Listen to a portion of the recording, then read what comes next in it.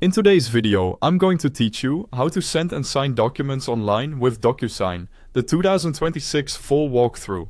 By the end, you'll know exactly how to prepare a document, add recipients, place signing fields and send it off confidently, plus how recipients sign and how you can download the completed file. Start by opening your web browser and going to the official DocuSign website. Sign in with your email address and password, just like you normally would for any secure account. If you're new, you can create an account first, but if you already have one, you'll land on your dashboard after signing in. From the dashboard, look for the option labeled Send an Envelope. Think of an envelope in DocuSign as the digital package that contains your document, your recipients, and their signing instructions. Click it to start building your envelope. Next, upload the file you want to send. Click Upload and choose the document from your device. PDFs work great, but other common formats are supported too. Once it's uploaded, you'll see it appear in the envelope. This is the exact file your recipients will review and sign.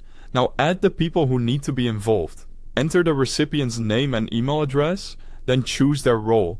If someone needs to sign, select Signer. If they just need a copy for reference, choose Receives a copy or CC. Roles help control who must take action and who is simply informed. Quick note while we're here, I've placed the official DocuSign website link at the very top of the video description, so you can get to the correct site quickly and safely. Use that if you want to follow along. With recipients added, it's time to place the signing fields. In the document editor, drag and drop fields like signature, date, initials, or text onto the exact spots where information is required.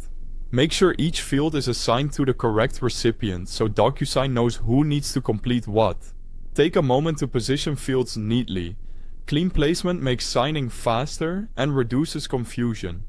Before sending, do a quick review. Confirm the document is correct, verify each recipient's details and role, and check the fields one more time. When everything looks good, click Send. DocuSign will email your recipients automatically. On the recipient's end, they open the email, click Review Document, complete any required fields, and finish the process by submitting.